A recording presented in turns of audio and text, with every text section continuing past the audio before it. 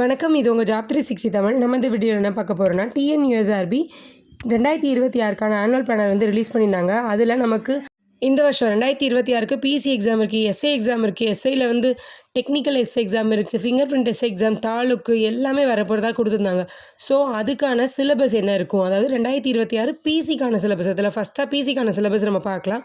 Already இன்னுமே வந்து போன வருஷத்துக்கான ரிசல்ட் ரிலீஸ் பண்ணி நமக்கான ஃபிசிக்கல்லாம் கண்டக்ட் பண்ணி இன்னுமே நமக்கு ஓவரால் ரிசல்ட் தரல. அதுக்கு வெயிட் பண்ணிகிட்ருக்கோம். ஸோ அதில் உங்களோட ப்ராசஸ் ஸ்டூடெண்ட்டான நம்மளோட ப்ராசஸ் ஃபுல்லாக முடிஞ்சிருச்சு. இனிமேல் எல்லா ப்ராசஸுமே வந்து டிஎன்யூஎஸ்ஆர்பி கையில் தான் இருக்குது. ஸோ அதில் நீங்கள் வந்து லோவான மார்க் எடுத்திருந்தீங்க அல்லது அதில் நீங்கள் கட் ஆஃபில் செலக்ட் ஆகலைன்னா கவலையே படாமல் நெக்ஸ்ட் வருஷத்துக்கான ஆனுவல் பிளானரில் நமக்கு நோட்டிஃபிகேஷன் வரப்போகிறதா கொடுத்துட்டாங்க. நவம்பரில் வரப்போகுது. ஸோ இப்போத்துலேருந்து நீங்கள் ப்ரிப்பரேஷனை ஸ்டார்ட் பண்ணாதான், அதுவும் ப்ரிப்பரேஷன் வந்து ப்ராப்பராக ஸ்டார்ட் பண்ணாதான் வந்து நம்ம நெக்ஸ்ட் வருஷம் வந்து கிராக் பண்ண முடியும். ஏன்னா போன வருஷம் வந்து 0.5ல் கூட சில பேருக்கு போயிருக்கலாம், அல்லது 1 மார்க் 2 மார்க்கில் போயிருக்கலாம். அவங்களாம் வந்து நல்லா ப்ரிப்பேர் பண்ணியும் பட் சிலபஸ் படி கம்ப்ளீட் பண்ணாமல் இருந்திருப்பாங்க. நல்லா எக்ஸாம் எழுதியிருப்பாங்க, எக்ஸாமில் எல்லா கொஷினும் போட்ட மாதிரி தான் இருக்கும். பட் வந்து அவங்க சிலபஸை ஒழுங்காக கம்ப்ளீட் பண்ணாதனால தான் எதுலேருந்து எந்த கொஷின் கேட்டாங்க அப்படின்னு தெரிஞ்சிருக்காது. அது மட்டும் இல்லாமல் இந்த வருஷம் 2026க்கான சிலபஸ் எங்கேருந்து எடுக்க போகிறாங்க அப்படின்ற எல்லாமே வந்து கோர்ட்டில் தெளிவாக சொல்லிட்டாங்க. நமக்கு புக் சைட்லேருந்து மட்டும்தான் கொஷின் எடுக்க போகிறாங்க. பிசியை பொறுத்தளவுக்கு 6th to 10th புக்கில் இருந்து மட்டும்தான் கொஷின் எடுக்க போகிறதுனால இந்த வருஷம் நீங்கள் ப்ராப்பராக பிளான் பண்ணி எது படிக்கணும் அப்படின்றத பிளான் பண்ணிட்டீங்கன்னா கண்டிப்பாக நெக்ஸ்ட் வருஷம், அதாவது 2026க்கான நோட்டிஃபிகேஷன் வந்ததுக்கப்புறம் நீங்கள் நல்லா எக்ஸாம் எழுதுறதுக்கு நிறைய சான்ஸ் இருக்குது. ஏன்னா எல்லா வருஷமும் மாதிரி எங்கேருந்தாலும் கொஷின் எடுப்பாங்க அப்படிலாம் கிடையாது. நமக்கு கோர்ட் ஆர்டரில் 6th to 10th புக்கு பாட வாரியாக தான் நீங்கள் வந்து எக்ஸாம்ஸ்க்கு கொஷின் எடுக்கணும். அது மட்டும் இல்லாமல் இவ்வளோ கொஷின்ஸ் கண்டிப்பாக ஒவ்வொன்றுலேருந்து எடுக்கணும் அப்படின்ற மாதிரி நமக்கு கொடுத்துட்டாங்க ஜட்ஜ்மெண்ட்டில். ஸோ இந்த வருஷம் நீங்கள் ப்ராப்பராக பிளான் பண்ணி சிலபஸை கையில் வச்சுட்டு நீங்கள் சிலபஸை வந்து டீகோட் பண்ணி அதுலேருந்து கரெக்டாக படிக்க ஆரம்பிச்சுன்னா கண்டிப்பாக போஸ்டிங் போயிடலாம். ஸோ இந்த வருஷத்துக்கான பிசி எக்ஸாமுக்கான சிலபஸ் பற்றி பார்க்கலாம். இப்போ ஃபஸ்ட்டு என்ன பார்க்கலாம்னா, ஆல்ரெடி வந்து பிசி எக்ஸாம்ஸ்லாம் எழுதிட்டுருக்கவங்களுக்கு எக்ஸாம் பேட்டர்ன் எப்படி இருக்குன்னு தெரியும். இப்போ வந்து புதுசாக இந்த வீடியோ பார்க்கிங்க அல்லது புதுசாக இந்த வருஷத்தில் தான் பிசி எக்ஸாம் போகிறீங்கன்னா உங்களுக்கு இது யூஸ் ஆகும். அதாவது எக்ஸாம் எப்படி கண்டக்ட் பண்ணுவாங்கன்னா 2 ஸ்டேஜ் இருக்கும். அதாவது 2 ஸ்டேஜ்னால் ஒரே நாளில் 2 எக்ஸாம் வைப்பாங்க. அதில் நமக்கு தமிழ் எலிஜிபிலிட்டி அண்ட் வந்து ஜிஎஸ் பேப்பர் இருக்கும். தமிழ் எலிஜிபிலிட்டி, ஜிஎஸ் பேப்பர் இந்த ரெண்டுத்தையுமே வந்து நீங்கள் கிளியர் பண்ணால் மட்டும்தான் கட் ஆஃபில் செலக்ட் ஆக முடியும். அதில் தமிழ் எலிஜிபிலிட்டி நமக்கு எலிஜிபிலிட்டி மார்க் மட்டும்தான், அதை நமக்கு ஓவரால் கட் ஆஃப்குள்ளே கொண்டு வர மாட்டாங்க. இப்போ எப்படி இருக்குன்னு பார்த்தோன்னா, டோட்டலாக வந்து 150 மார்க்குக்கு வந்து எக்ஸாம் கொஷின் பேப்பர் நம்ம கையில் தந்துடுவாங்க. அதில் 80 மார்க்கு தமிழ் எலிஜிபிலிட்டி கொஷினும் 70 மார்க்குக்கு வந்து ஜிஎஸ் பேப்பரும் நம்ம எழுதுவோம். 80 கொஷினும் தமிழ்லையும் இருக்கும், ஜிஎஸ்ல 70 கொஷின் தான் இருக்கும். இதில் வந்து ஒவ்வொரு கொஷினுக்கும் ஒவ்வொரு மார்க். அதனால டோட்டலாக வந்து 80 + 70 150 கொஷின் இருக்கும். இந்த 150 கொஷினில் நமக்கு 70 மார்க் தான் வந்து நமக்கான கட் ஆஃப், அதாவது ரிசல்ட் தர பேப்பர் வந்து இந்த ஜிஎஸ் பேப்பர் தான். அந்த முதல்ல இருக்க 80 எதுக்குன்னு பார்த்தோன்னா நமக்கு தமிழ் எலிஜிபிலிட்டி. அதுக்கு இந்த தமிழ் எலிஜிபிலிட்டியில் வந்து நமக்கு மார்க் தேவையில்லையா அப்படின்னு கேட்டிங்கன்னா கண்டிப்பாக தேவை. தமிழ் எலிஜிபிலிட்டியில் 80ல் 40% ஆஃப் மார்க் எடுக்கணும். 40% ஆஃப் மார்க்னால் எவ்வளோனா 32 மார்க் எடுத்தாலே கிளியர் பண்ணிடலாம். நமக்கு ரொம்ப இம்பார்ட்டன்ட் பார்த்தீங்கன்னா 70 மார்க் ஜிஎஸ் இருக்குல்ல, அதுதான் ரொம்ப இம்பார்ட்டன்ட். அதுக்காக நான் இப்போ வந்து ஜிஎஸ்ல 70க்கு 69 கூட எடுத்துருவேன், 65 எடுத்துருவேன். பட் தமிழ் ஒழுங்காக எழுத மாட்டேன்னா ஒன்றுமே பண்ண முடியாது. தமிழில் நீங்கள் 32 மார்க்காவது எடுத்தீங்கன்னா மட்டும்தான் ஜிஎஸ் பேப்பரை நமக்கு வந்து கரெக்ட் பண்ணவே ஆரம்பிப்பாங்க. தமிழில் 32 மார்க் எடுக்கிறது ரொம்ப கஷ்டமே கிடையாது. நார்மலாக Tamil books 6th to 10th இருக்க தமிழ் புக்ஸை ஓரலாக வாசிச்சுட்டு ஒரு 2-3 தடவை நீங்கள் ரீட் பண்ணாலே நீங்கள் இதில் 32 மார்க் வந்து தாராளமாக எடுத்துடலாம். இந்த 70 மார்க்குக்கு மட்டும் தான் கொஞ்சம் கஷ்டப்பட்டு படிக்க வேண்டியது இருக்கும். அந்த 70 மார்க்குமே வந்து நீங்கள் பிளான் பண்ணி படிச்சிங்கன்னா ஈஸியாக படிச்சிடலாம். நீங்கள் ஒன்று மட்டும் மைண்டில் வச்சுக்கோங்க, பிசி எக்ஸாமோட கஷ்டமான எக்ஸாம்ஸ் நிறைய இருக்குது. அதெல்லாம் எழுதுகிறவங்களும் நம்ம கூட ஸ்கூல் லைஃப்லேருந்து காலேஜ் லைஃப்லேருந்து படித்து நம்ம கூட படித்தவங்க தான் அந்த எக்ஸாம்ஸுமே எழுதுகிறாங்க. ஸோ நம்மளால் இந்த எக்ஸாம் எழுத முடியாதா? ரொம்ப ஈஸியான எக்ஸாம் கண்டக்ட் பண்ணுறதுலேன்னு பார்த்தோன்னா டிஎன்யூஎஸ்ஆர்பி, டிஎன்பிசி சைட்லேருந்து ஈஸியான எக்ஸாம்னால் நமக்கு டிஎன்யூஎஸ்ஆர்பியில் இருக்க பிசி எக்ஸாம் மட்டும்தான். ஸோ இதை கிளியர் பண்ண நம்மளால் முடியாதா? ஏன் முடியாது? நம்ம கூட படித்தவங்க தான் எஸ்ஏ எக்ஸாமாக இருக்கட்டும், டிஎன்பிசி, குரூப் 2, குரூப் 4, குரூப் 1 எக்ஸாம்ஸாக இருக்கட்டும், எல்லாமே நம்ம கூட படித்தவங்க, நம்ம கூட ஸ்கூல் லைஃபு காலேஜ் லைஃப்பில் இருந்தவங்க தானே கிளியர் பண்ணுறாங்க. அவங்களால முடியும் போது நம்மளால் பிசி எக்ஸாம் மட்டும் ஏன் முடியாது அப்படின்றத மைண்டில் செட் பண்ணி வச்சுக்கோங்க. இந்த 2026ல் எவ்வளோ வேகன்சி வந்தாலும் ஒரு போஸ்ட் உங்களுக்கு அப்படின்ற மாதிரி, ஒரு போஸ்டிங் உங்களுக்கு வேணும் அப்படின்றத மைண்டில் செட் பண்ணி வச்சுக்கோங்க. வேகன்சி கம்மியாக வந்தாலும் சரி, அதிகமாக வந்தாலும் சரி, உங்களுக்கு தேவையானது அந்த ஒரே போஸ்டிங் தான். ஸோ நீங்கள் அந்த ஒரு போஸ்டிங்க்கு நல்லா ப்ரிப்பேர் பண்ண ஆரம்பிச்சிருங்க. இன்னும் சில பேர் சொல்லுவாங்க, நாங்கள் நல்லா எக்ஸாம் எழுதி நல்லா ப்ரிப்பேர் பண்ணாலும் எப்படி கோர்ட்டு கேஸ் இருந்தால் அலைய போகுது அப்படின்னு சொல்லுவாங்க. என்ன அலைஞ்சாலும் உங்கள் சைடில் இருக்க எஃபர்ட்டை நீங்கள் போட்டு முடிச்சிருங்க. நீங்கள் நல்லா எழுதியிருந்தீங்கன்னா கோர்ட்டில் எப்படி கேஸ் வந்தாலும் உங்களுக்கு ரிசல்ட் வரதானே போகுது. நீங்கள் நல்லா எழுதி ரிட்டனில் மார்க் வந்து நல்லா ஃபிசிக்கல் பண்ணி முடிச்சிட்டிங்கன்னா உங்கள் சைடில் இருக்க ப்ராசஸ் முடிஞ்சுதுன்னு அர்த்தம். ஸோ நீங்கள் வெயிட் பண்ண வேண்டியது உங்களுக்கான போஸ்டிங் எப்போ உங்கள் கையில் கிடைக்கும் அப்படின்றதுக்காக மட்டும் வெயிட் பண்ணுங்கள். மற்றபடி கோர்ட்டில் கேஸ் வருதோ அல்லது இந்த ப்ராப்ளம் வருது அந்த ப்ராப்ளம் எந்த ப்ராப்ளம் வந்தாலும் உங்களுக்கு போஸ்டிங் உறுதி அப்படின்றத நல்லா எக்ஸாம் எழுதினவங்களாம் மைண்டில் வச்சுக்கோங்க. இப்போது இந்த எக்ஸாமுக்கான 2026க்கான சிலபஸை பற்றி பார்த்துடலாம். ஆல்ரெடி ஃபஸ்ட்டில் இருக்கிறத நான் சொல்லிட்டேன். 80 கொஷின் இருக்கும். 80 மார்க்குக்கு 1 ஹவர் 20 மினிட்ஸ் வந்து எக்ஸாம் டைம் கொடுப்பாங்க. ஸோ இதுக்குள்ளே நீங்கள் தமிழை முடிச்சிருக்கணும். அப்படின்ற மாதிரிலாம் நமக்கு கிடையாது. 1 ஹவர் 20 மினிட்ஸ்ன்றது நீங்கள் தமிழுக்கு எடுத்துக்கலாம். அப்படி இல்லை, மொத்தமாக நமக்கு வந்து 2 ஹவர்ஸ் 40 மினிட்ஸ் வந்து எக்ஸாம் நடக்கும். அதில் ஜிஎஸ் பேப்பர், தமிழ் ரெண்டுத்தையும் சேர்த்து தான் கொஷின் பேப்பரில் இருக்கும். ஸோ நீங்கள் ஜிஎஸ்க்கு ஃபுல் நேரம் எடுத்துகிட்டு லாஸ்ட்டு தமிழுக்கு ஒரு 20 மினிட்ஸோ 30 மினிட்ஸோ கொடுத்தா கூட போதும். ஏன்னா அதில் ஒரு 32 மார்க் எடுக்கிறதுக்கு ஒரு 30 நிமிஷம் கூட நமக்கு போதும். ஸோ ஃபுல்லாகவே நீங்கள் ஜிஎஸ்ஸாக இருக்கட்டும், ரீசனிங்காக இருக்கட்டும், அதுக்கு எல்லா மார்க்கு எல்லா டைமையும் எடுத்துக்கோங்க.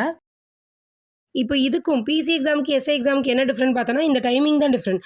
எஸ்ஏ எக்ஸாமில் எப்படின்னா காலையில் ஒரு பேப்பர், ஈவினிங் ஒரு பேப்பர் வைப்பாங்க. காலையில் வந்து மெயின் பேப்பரும் ஈவினிங் எலிஜிபிலிட்டியும் வைப்பாங்க. ஸோ வந்து அதுக்கான டைமிங்கில் இப்போ மார்னிங் பேப்பரில் வந்து ஃபுல் டைமிங்கே வந்து இதுக்கு மட்டும் தான், ஜிஎஸ்க்கு மட்டும் தான் எடுக்க முடியும்.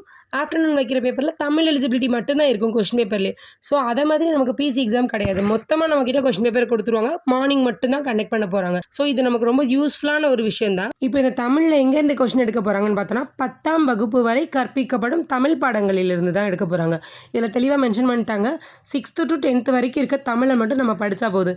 எக்ஸாம்பிளுக்கு இப்போத்துல நீங்கள் ப்ரிப்பரேஷன் ஸ்டார்ட் பண்ணுறீங்கன்னா 8th 9th 10th ஃபஸ்ட்டு தமிழை ஃபுல்லத்தையும் முடிச்சிருங்க. தமிழில் இலக்கணத்தை விட்டுட்டு மற்ற எல்லா பார்ட்ஸையுமே நீங்கள் கவர் பண்ணிடுங்க. ஏன்னா வந்து இலக்கணன்றது 6thலேருந்து பேசிக்காக படித்தா தான் 10th இலக்கணம்லாம் உங்களுக்கு தெளிவாக புரியும். ஸோ தமிழ் எடுக்க போகிறீங்கன்னா முதல்ல 8th 9th 10th முடிச்சுட்டு தமிழில் இருக்க எல்லா பார்ட்ஸையும் முடிச்சுட்டு அதுக்கப்புறம் 6th 7th மட்டும் தனியாக எடுங்க. 6th 7th எடுக்கும்போது நார்மலாக அதில் இருக்க இலக்கணத்தை ரீட் பண்ணிவிட்டு அதை புரிஞ்சுட்டு அப்புறம் 7th 8th 9th போயிருங்க. அப்போ தான் உங்களுக்கு ஈஸியாக இருக்கும். ஏன்னா இதில் 80 கொஷினாக இருந்தாலும் வெறும் 32 மார்க் எடுத்தால் போதும். இது வந்து எந்த கம்யூனிட்டிக்கு இவ்வளோ மார்க் எடுக்கணும் அப்படி எதுவுமே கிடையாது. நார்மலாக குவாலிஃபையிங் நேச்சர் வந்து எல்லாருக்குமே ஒரே மாதிரி தான் மார்க் இருக்கும். 80 கொஷினில் 80 மார்க் எடுக்கிறவங்களும் இருக்காங்க, 32 மார்க் எடுத்து கிளியர் பண்ணவங்களும் இருக்காங்க. ஸோ டோட்டலாக வந்து ஒரு 32 மார்க் எடுத்தாலே தமிழ் பேப்பரை வந்து கரெக்ஷன் பண்ணிட்டு நம்ம ஜிஎஸ் பேப்பர் கரெக்ஷன் பண்ணுறதுக்கு எடுத்துக்கிடுவாங்க. இப்போ உங்களுக்கு புரிஞ்சிருக்கும் நினைக்கிறேன் தமிழ் எப்படி படிக்கலாம், எந்த ஸ்டாண்டர்டை ஃபஸ்ட்டு கையில் எடுக்கலாம், எடுத்தோன்னா நம்ம எப்படி கவர் பண்ணலாம். இப்போ 8th 9th 10th முடித்தா கூட நமக்கு போதும் 32 மார்க் எடுக்கிறதுக்கு. மேபி 6thலேருந்து அவ்வளோத்தையும் எடுத்துட்டாங்கன்னா ஒன்றும் செய்ய முடியாது. ஸோ 8th 9th 10th முடிச்சுட்டு 6th 7th வந்து கவர் பண்ணிக்கோங்க. அதுதான் உங்களுக்கு வந்து ப்ராஃபிட்டாக நல்லாவும் இருக்கும். ஏன்னா 8th 9th 10th என்ன இருக்கோ அதோட பேசிக் தான் 6th 7th இருக்க போகுது. ஸோ அதை முடிச்சுட்டு அப்புறமா 6th 7th வாங்க. நெக்ஸ்ட் இந்த ஜிஎஸ் பேப்பர் பார்க்கலாம். இந்த ஜிஎஸ் பேப்பர் வந்து முதன்மை தேர்வுன்னு சொல்லுவாங்க. இதில் நமக்கு வந்து 70 கொஷின் 70 மார்க்குக்கு இருக்க போது இதுக்கான டைமிங் வந்து 1.20 மினிட்ஸ் கொடுத்துருக்காங்க. இதை ஆல்ரெடி சொன்ன மாதிரி நம்ம வந்து எடுத்துக்கிறதா எவ்வளோ நிமிஷம் எடுத்துக்கிறீங்களோ அவ்வளோ எடுத்துக்கோங்க. 2.20 நிமிஷத்துக்குள்ளே எவ்வளோ நேரம் இதுக்கு எடுத்துக்க முடியுமோ எடுத்துக்கோங்க. நெக்ஸ்ட்டு இதில் நமக்கு எவ்வளோ மார்க் எடுக்கணும்னா 35% ஆஃப் மார்க் எடுத்தால் நீங்கள் பாஸ் மார்க். பட் இந்த பாஸ் மார்க் வந்து நமக்கு கட் ஆஃப்க்கு யூஸ் ஆகாது. நீங்கள் பாஸ் மார்க் வெறும் வந்து 35% மார்க் ஒரு 25லேருந்து 26 மார்க் எடுத்திங்கன்னா நீங்கள் பாஸ் ஆகிடலாம். பட் வந்து அதில் கட் ஆஃப்க்கு அது யூஸ் ஆகாது. ஸோ கட் ஆஃப்க்கு எடுக்கணும்னா நீங்கள் ஒரு 70க்கு 60 எடுக்கிறது 65 எடுக்கிறத டார்கெட் பண்ணிங்கன்னா தான் உங்களால் ஒரு 62 எடுக்க முடியும். ஸோ 70க்கு 70 எடுப்பேன் அப்படின்ற மாதிரி படிங்க. அப்போ தான் நீங்கள் ஒரு 65 எடுக்க முடியும். இப்போ அதுக்கான சிலபஸ் பார்க்கலாம். அது எடுக்கிறது ரொம்ப கஷ்டமும் கிடையாது. ஏன்னா சிலபஸும் கொடுத்துட்டாங்க. டீகோட் பண்ணி நீங்கள் படித்தா மட்டும் போதும். சிலபஸில் ஃபஸ்ட்டு பகுதி ஆல் என்ன இருக்க போகுதுன்னா பொது அறிவு இருக்க போகுது. அதில் 45 கொஷின் 45 மார்க்கு. நெக்ஸ்ட்டு பகுதி ஆ அதில் வந்து உளவியல், அதாவது மென்டல் எபிலிட்டி, ரீசனிங் இந்த மாதிரி கொஷின்ஸ்லாம் இதில் தான் இருக்க போகுது. இந்த உளவியல் வந்து ரொம்ப ஈஸி. இதுக்கு டைம் கொடுத்து இப்போவே நீங்கள் ப்ரிப்பேர் பண்ணிட்டீங்கன்னா எக்ஸாம் அப்போ நீங்கள் வந்து இதுக்கு டைமே கொடுக்க வேணாம். நீங்கள் வந்து செஞ்சே பார்க்க வேணாம்.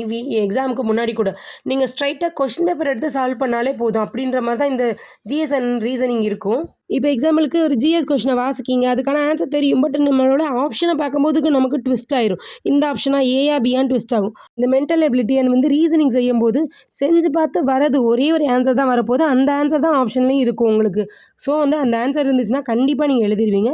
ஸோ ஜிஎஸ் அண்ட் ரீசனிங் நீங்கள் ஸ்டார்ட் பண்ணிட்டீங்கன்னா ஒரு மாதத்துக்கு நீங்கள் அதை ப்ரிப்பேர் பண்ணிகிட்டே இருந்தீங்க, அதில் ப்ராக்டிஸில் இருந்தீங்கன்னா நீங்கள் எக்ஸாமுக்கு முன்னாடி அந்த பேப்பரை நீங்கள் பார்க்க வேண்டிய அவசியமே கிடையாது.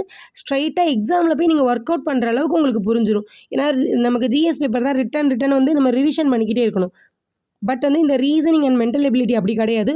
ஒரு தடவை உங்களுக்கு கான்செப்ட் புரிஞ்சிருச்சுன்னா அது லைஃப் லாங் மறக்காது. ஸோ கான்செப்டை புரிஞ்சுக்கோங்க. இப்போ எக்ஸாம்பிளுக்கு ஒரு குழந்தை எந்திரிச்சு நடக்குதுன்னா அதுக்கு இப்படி தான் நடக்கணும்னு தெரிஞ்சிருச்சுன்னா அதுக்கு முன்னாடி மட்டும்தான் அது கீழே விழும்போது வந்துட்டு நடக்க ஆரம்பிச்சிருச்சுன்னா இப்படி தான் நடக்கணும், கீழே விழுந்தா கூட எந்திரிச்சு நடக்கணும்னு தெரியும். அதே மாதிரி தான் ஜிஎஸ்ல நமக்கு ரீசனிங் அண்ட் வந்து மென்டல் எபிலிட்டி பேப்பர் இப்படி தான் செய்யணும், இதுதான் ஸ்டெப்ஸ் அப்படின்னு உங்கள் மைண்டில் செட் ஆயிடுச்சுன்னா நீங்கள் எந்த கொஸ்டின் கொடுத்தாலும் அடுத்தடுத்த ஸ்டெப்ஸ் பண்ண ஆரம்பிச்சு ஆன்சர் கொண்டு வந்துருவீங்க. ஸோ ரொம்ப மார்க் ஸ்கோரிங் பேப்பர்னா இந்த ரீசனிங் அண்ட் வந்து மென்டல் எபிலிட்டி பேப்பர் தான். அதில் நீங்கள் ஸ்ட்ராங்காக இருங்க, அதில் உங்களுக்கு நிறைய மார்க் கிடைக்கவும் சான்ஸ் இருக்குது. நெக்ஸ்ட்டு இந்த பொது அறிவு பார்க்கலாம். பொது அறிவில் 45 கொஷின்ஸ். இந்த 45 கொஷினுக்கு தான் நீங்கள் வந்து கொஞ்சம் எஃபர்ட் போடணும். இப்போ இந்த ஜிஎஸ்ல சயின்ஸில் என்ன கொடுத்துருக்காங்கன்னு பார்க்கலாம். சயின்ஸை பொறுத்தளவுக்கு இயற்பியல், வேதியியல், உயிரியல், சூழ்நிலையியல், உணவு மற்றும் ஊட்டச்சத்தியல்னு கொடுத்துருக்காங்க.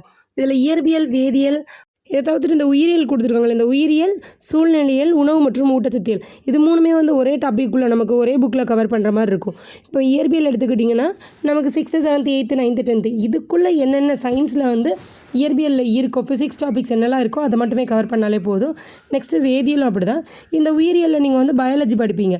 நெக்ஸ்ட்டு இந்த உணவியல் மற்றும் ஊட்டச்சத்தியல் இருக்குது. இது எங்கே படிக்கணும்னு பார்த்தீங்கன்னா பயாலஜிக்கு அடுத்த லெசனாக இருக்குது. இப்போ எக்ஸாம்பிளுக்கு 6th புக் எடுத்திங்கன்னா 2 லெசன் வந்து ஃபிசிக்ஸில் இருக்கும், சயின்ஸில் 2 லெசன் வந்து கெமிஸ்ட்ரியில் இருக்கும், லாஸ்ட்டு ஒரு லெசன் வந்து பயாலஜியில் இருக்கும். அதுக்கு அடுத்த லெசனாகவே வந்து உணவு ஊட்டச்சத்தியல் தான் ஒரு லெசனே இருக்கும். இதே மாதிரி தான் 6th, 7th, 8th நெக்ஸ்ட் லெசனாக இருக்கும். அப்படி இல்லைனா பயாலஜி லெசனுக்கு உள்ளேயே இருக்கிற டாபிக்ஸுமே இந்த டாபிக்ஸில் வந்துடும். ஸோ இந்த வருஷம் வெறும் ஸ்கூல் புக்ஸ்லேருந்து மட்டும் தான் கொஷின் கேட்க போகிறதா கோர்ட் ஆர்டர்லேயும் கொடுத்துட்டாங்க. ஸோ எங்கேருந்து எக்ஸாம்ஸ்க்கு படிக்கணும், எங்கேருந்து வரப்போது எல்லாமே தெளிவாக கொடுத்துட்டாங்க. நம்மளால் ஒரு 6th-லேருந்து 10th வரைக்கும் படிக்க முடியாதா? தாராளமாக படித்து முடித்து நல்ல மார்க்குமே எடுத்துடலாம். ஸோ இந்த வருஷம் ரொம்ப காம்படிஷனுமே இருக்கும். ஏன்னா எல்லாருமே நல்லா படிப்பாங்க. ஏன்னா இதுலேருந்து தான் எடுக்க போகிறோம் அப்படின்ற மாதிரி கோர்ட் ஆர்டரும் கொடுத்ததுனால நல்லாவே படிப்பாங்க. நீங்களும் உங்களோட ப்ரிப்பரேஷனை நல்லா பண்ணிக்கோங்க. நெக்ஸ்ட்டு சமூக அறிவியலும் எங்கேருந்து கேட்க போகிறோன்னு கொடுத்துருக்காங்க. சமூக அறிவியலில் வரலாறு, புவியியல், இந்திய அரசியல், பொருளாதாரம், அதாவது ஹிஸ்ட்ரி, ஜியாகிரஃபி, பாலிட்டி, தென் வந்து எக்கனாமிக் கொடுத்துருக்காங்க. இந்த டாபிக்ஸ் வந்து புக்கில் எங்கெல்லாம் கவர் ஆகுதோ 6th to 10th புக் மட்டும் படித்தா போதும், அது மட்டும் கவர் ஆகுதோ பார்த்துக்கோங்க. இப்போ நிறைய பேர் உங்களை கன்ஃபியூஸ் பண்ண வருவாங்க. 6th to 10th தான் கொடுத்துருப்பாங்க, பட் 11th 12th கேட்பாங்க அப்படின்னு சொல்லுவாங்க. பட் நீங்கள் 6th to 10th ஃபுல்லாக கவர் ஆகிட்டிங்கன்னா நீங்கள் ஒமிட் பண்ணிவிட்டு இப்போ மேபி ஏதாவது 1 or 2 கொஸ்டின் வெளியேருந்து வருதுன்னா கூட நீங்கள் ஆப்ஷனை ஒமிட் பண்ணிவிட்டு எலிமினேட் பண்ணிவிட்டு எழுதுறது உங்களுக்கு புரிய ஆரம்பிச்சிடும். நீங்கள் நிறைய எக்ஸாம் போட்டு பார்த்துட்டே இருங்க ரிட்டன் அதுவே உங்களுக்கு வந்து இனஃபாக இருக்கும். 6th to 10th படிக்கிங்க, ப்ரீவியஸ் இயர் கொஸ்டின் பேப்பர் வந்து சால்வ் பண்ணி பார்க்கிங்க. இதுவே உங்களோட கட் ஆஃப் மார்க் வரைக்கும் உங்களை கூட்டு போயிடும். உங்கள் மைண்டில் ஒன்றே மட்டும் செட் பண்ணிக்கோங்க. இன்னொருத்தங்களால் முடியுதுன்னா என்னால் ஏன் முடியலை, அவங்களும் என் கூட தானே படிக்காங்க, என்னால் ஏன் முடியலை அப்படின்ற மட்டும் செட் பண்ணிக்கோங்க. உங்களால் கண்டிப்பாக முடியுன்றதை இப்போவே செட் பண்ணிவிட்டு ப்ரிப்பேர் பண்ண ஆரம்பிச்சிருங்க. ஏன்னா நவம்பரில் எக்ஸாம் வருதுன்றதுனால இப்போத்துலேருந்து உங்களோட ப்ரிப்பரேஷனை கொடுங்க. ஸ்லோவாக பண்ணால் கூட போதும். இப்போத்துலேருந்து ஸ்லோவாக பண்ணிங்கனாலே உங்களால் ஃபுல்லாக சிலபஸை கவர் பண்ணி முடிக்க முடியும். நெக்ஸ்ட்டு வந்து ஸ்டாட்டிக் ஜிகே வந்து நடப்பு நிகழ்வுகள் கொடுத்துருக்காங்க. இது வந்து நமக்கு நியூஸ் பேப்பர் ரீட் பண்ணும்போது, ஆனால் இது எவ்வளோ தான் நியூஸ் பேப்பர் ரீட் பண்ணாலும் எங்கேருந்து வருதுன்னு நிறைய பேர் தெரியலம்பாங்க. பட் நியூஸ் பேப்பர் ரீட் பண்ண நீங்கள் ஆப்ஷனை எலிமினேட் பண்ணிவிட்டு கூட எழுதிடலாம். நியூஸ் பேப்பர் ரிலேட்டடாக வரும், பட் நியூஸ் பேப்பரில் இருக்கிறதே அப்படியே வருமானு கேட்டிங்கன்னா வராது.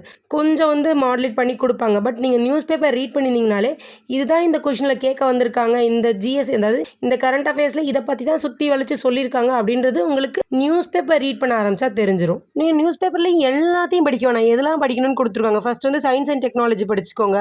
நெக்ஸ்ட் வந்து நம்மளோட அரசியல் நியூஸ் படிச்சுக்கோங்க. அது கூட வந்து தமிழ்நாட்டின் கலை அண்ட் கலாச்சாரம் நியூஸ் படிச்சுக்கணும். கலை அண்ட் கலாச்சாரம்னு ஒன்றும் இல்லை, நம்மளோட நேஷ்னல் பேர்டு, நேஷ்னல் சாங் என்ன இருக்குது, நம்மளோட டான்ஸு, மியூசிக் இதை பற்றி தெரிஞ்சால் போதும். அது கூடவே வந்து நம்மளோட ஸ்போர்ட்ஸ் நியூஸ் தெரிஞ்சுக்கணும். கண்டிப்பாக ஸ்போர்ட்ஸ் நியூஸ் தெரிஞ்சுக்கணும். அது கூட நமக்கு சர்வதேச விருதுகள் என்ன கொடுத்துருக்காங்க. நெக்ஸ்ட் வந்து புக்ஸ் அண்ட் ஆத்தர்ஸ். எக்ஸாம்பிளுக்கு வந்து பானு முஷ்டாக் அப்படின்னு அவங்களோட வந்து ஹார்ட்ஸ் ஆஃப் லேம்ப் அப்படின்ற புக்கு. இதில் வந்து நியூஸ் பேப்பர் வாசிக்க ஆரம்பித்தாலே உங்களுக்கு புரிஞ்சிடும். இந்த பேர் மட்டும் தான் கொடுத்துருப்பாங்க, அவங்களோட புக் என்னன்னு கேட்பாங்க. இவ்வளோ தான், நமக்கு என்னென்ன படிக்கணும் அப்படின்றத தெளிவாக கொடுத்துட்டாங்க. நெக்ஸ்ட் நம்ம சிலபஸில் பகுதி 6 இருக்கிற உளவியல் டாபிக் பார்க்கலாம். உளவியலை பொறுத்தளவுக்கு தொடர்பு மற்றும் தொடர்பு கொள் திறன் கொடுத்துருக்காங்களா, கம்யூனிகேஷன் ஸ்கில்ஸ்னு. இதில் இருந்து நமக்கு கண்டிப்பாக 5 கொஷின் கேட்பாங்க. கண்டிப்பாக இந்த வருஷம் 5 கொஷினில் தமிழ் கேட்டுருவாங்க அப்படின்ற மாதிரி கொடுத்துருக்காங்க. தென் பேலன்ஸ் இருக்க மீதி எல்லாத்துலேருந்து தான் நமக்கான 20 கொஷின் கேட்க போகிறாங்க. இதில் எதுன்னு பார்த்துக்கோங்க. எண் பகுப்பாய்வு, அதாவது numerical ability, next logical analysis, next mental ability, அதுக்கப்புறம் வந்து இன்ஃபர்மேஷன் வந்து ஹேண்ட்லிங் ஸ்கில்ஸ். இதுக்கெல்லாம் என்ன தெரிஞ்ச அளவுக்கு நான் சொல்லுவேன், இதுக்கு நீங்கள் புக்கை கவர் பண்ண வேண்டிய அவசியமே கிடையாது. புக்கில் இதெல்லாம் எங்கே இருக்குன்னு நீங்கள் தேடி பிடிச்சி உட்காந்து இதுக்காக கிளாஸ் போயிட்டு இதுக்கு டைமை வேஸ்ட்டே பண்ணாதீங்க. ப்ரீவியஸ் இயர் கொஷின் பேப்பர் ஒரு 10 கொஷின் பேப்பர் எடுத்துக்கோங்க. அதில் இருக்க ஒவ்வொரு கொஷினாக உட்காந்து சால்வ் பண்ணுங்கள். சால்வ் பண்ண தெரியலையா, யூடியூப் போங்க, யாராச்சும் சால்வ் பண்ண வீடியோஸ் போட்டிருப்பாங்க. அப்படி இல்லைன்னா கூகுளில் கொண்டு அந்த கொஷினை போடுங்க, எப்படி சால்வ் பண்ணுறதுன்னு அதுவே கொடுக்கும். இதை உட்காந்து பார்த்து இதுக்கு டெய்லி ஒரு 2 hours ஒதுக்கி ப்ரீவியஸ் கொஷின் பேப்பர் வந்து சால்வ் பண்ண ஆரம்பிச்சிங்கனாலே இதுக்கான சிலபஸை நீங்கள் ஃபுல்லாக ஓவரால் நீங்களே கவர் பண்ணி முடிச்சிருவீங்க. இதுக்கு தனியாக புக்ஸை தேடணுமோ அல்லது ஏதாச்சும் இன்ஸ்டியூட் போகணுமோ அல்லது யார்கிட்டையாச்சும் கேட்டு தான் படிக்கணுன்ற அவசியமே கிடையாது.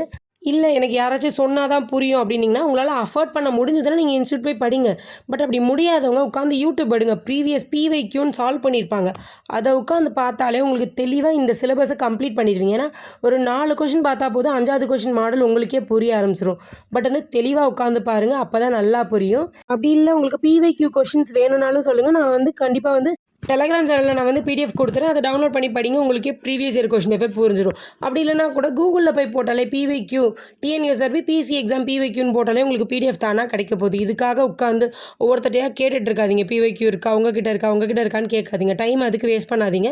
யாரும் சொல்லி கொடுத்தா தான் எனக்கு புரியும் அப்படின்ற ஒரு மைண்ட் செட்டை மாற்றிட்டு நீங்கள் புரிஞ்சுக்கோங்க. கூகுளை பார்த்தோ அல்லது யூடியூப்பை பார்த்தோ புரிஞ்சுக்கிட்டு நீங்கள் 4 பேருக்கு சொல்லி கொடுங்க, அதுவே போதும்.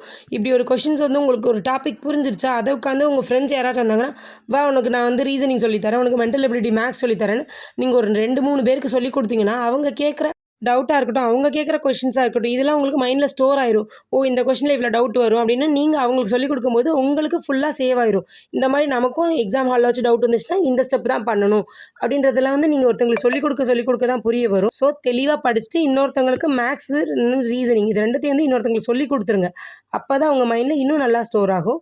இப்போ உங்களுக்கு சிலபஸ் நல்லா புரிஞ்சிருக்குன்னு நினைக்கிறேன். இந்த வீடியோ சிலபஸ் வந்து எப்படி கவர் பண்ணணும் அப்படின்றத சொல்லதை தாண்டி நீங்கள் எப்படி ப்ரிப்பேர் பண்ணணும் அப்படின்ற வரைக்கும் சொல்லியிருக்கேன். ஸோ உங்களுக்கு சிலபஸ் தான் டவுட்னா நான் எதில் சிலபஸ் வருதோ அந்த டைமை வந்து கட் பண்ணி பார்த்துக்கோங்க. இதை மாதிரி யூஸ்ஃபுல்லான வீடியோஸ் பார்க்கறதுக்கு நம்ம சேனலை சப்ஸ்கிரைப் பண்ணி வச்சுக்கோங்க. உங்கள் ஃப்ரெண்ட்ஸ் அண்ட் ஃபேமிலி மெம்பர்ஸ் யாராவது வந்து டிஎன்யூஎஸ்ஆர்பி பிசி எக்ஸாமுக்கு படிக்க போகிறாங்கன்னா அவங்களுக்கும் இந்த வீடியோவை ஷேர் பண்ணி இது மாதிரி பிசி எக்ஸாமுக்கான சிலபஸ் வந்து எப்படி டீகோட் பண்ணி படிக்கணும் அப்படின்றத சொல்லுங்கள். அது கூடவே இந்த வருஷம் பிசி எக்ஸாமுக்கான ரிசல்ட் வந்துச்சுனாலும் சரி அல்லது அடுத்த அப்டேட் ஏதாவது கொடுத்தாங்கனாலும் சரி, ஓவரால் ரிசல்ட்டு அந்த 3 மார்க்ஸ் வந்து கிரேஸ் மார்க் தராங்களா, அதனால டிஃப்ரென்ஸ் ஏதாச்சும் வந்து சில பேருக்கு ஃபிசிக்கல் கண்டக்ட் பண்ணாங்கன்னா அதுக்கான அப்டேட் வந்துச்சுனாலும் சரி நான் கண்டிப்பாக வீடியோ மேக் பண்ணி போடுறேன். அதெல்லாம் தெரிஞ்சுக்கணுன்னா நம்ம சேனலை சப்ஸ்கிரைப் பண்ணிவிட்டு பெல் ஐக்கானில் ஆல் செட் பண்ணி வச்சுக்கோங்க. அப்போ தான் நான் போடுற அப்டேட் வீடியோ உங்களுக்கு வரும். வீடியோவில் ஏதாவது சந்தேகங்கள் இருந்துச்சுனாலும் சரி அல்லது உங்களோட டிஎன்யூஎஸ்ஆர்பி பிசி எக்ஸாம் பற்றி சந்தேகங்கள் இருந்துச்சுனாலும் சரி நீங்கள் கமெண்ட் பண்ணுங்கள். இந்த வீடியோவில் வந்து நான் ரொம்ப எக்ஸ்பிளைன் பண்ணி சில விஷயத்தை பேசியிருந்தேன்னா அது ஆல்ரெடி ப்ரிப்பேர் பண்ணுறவங்களுக்கு கொஞ்சம் டென்ஷனாக இருக்கும். தெரியாதவங்க புதுசாக உள்ளவரிங்கன்னா அவங்களுக்கு அது யூஸ்ஃபுல்லாக இருக்கும். ஸோ எல்லாருக்கும் யூஸ்ஃபுல் ஆகணும் தான் வீடியோ மேக் பண்ணுவோம். அதை மட்டும் ஸ்கிப் பண்ணிக்கோங்க. தெரிஞ்சவங்க வந்து நான் சொல்கிற விஷயம் உங்களுக்கு ஆல்ரெடி தெரியும்னா அதை ஸ்கிப் பண்ணிவிட்டு தாராளமாக வீடியோவில் வேறு ஏதாச்சும் யூஸ்ஃபுல்லாக இருந்துச்சுன்னா அதை பார்க்க ஆரம்பிச்சிருங்க. தெரியாதவங்க நல்லா தெரிஞ்சுக்கிட்டோம். டிஎன்யூஎஸ்ஆர்பி பிசி எக்ஸாம் வந்து எழுத வருது. ஒவ்வொரு வருஷமும் நியூ ஸ்டூடெண்ட்ஸ் வந்து நிறைய பேர் இருப்பாங்க, அவங்களுக்கும் சில டவுட்ஸ் இருக்கும். அவங்களுக்காக தான் எக்ஸ்ப்ளனேஷன் வீடியோன்றது கொடுக்குறது. ஸோ நீங்கள் டிஎன்யூஎஸ்ஆர்பி பிசி எக்ஸாம் அல்லது டிஎன்யூஎஸ்ஆர்பிக்கு நீங்கள் புதுசுன்னா உங்களுக்கு ஏதாவது சந்தேகம் இருந்துச்சுன்னா கமெண்ட்டில் கேளுங்க. கண்டிப்பாக நான் கமெண்ட்டில் ரிப்ளை பண்ணுறேன். கூடவே புதுசாக யாரெல்லாம் பார்க்குறீங்களோ நம்ம சேனலை சப்ஸ்கிரைப் பண்ணி வச்சுக்கோங்க. தேங்க்யூ.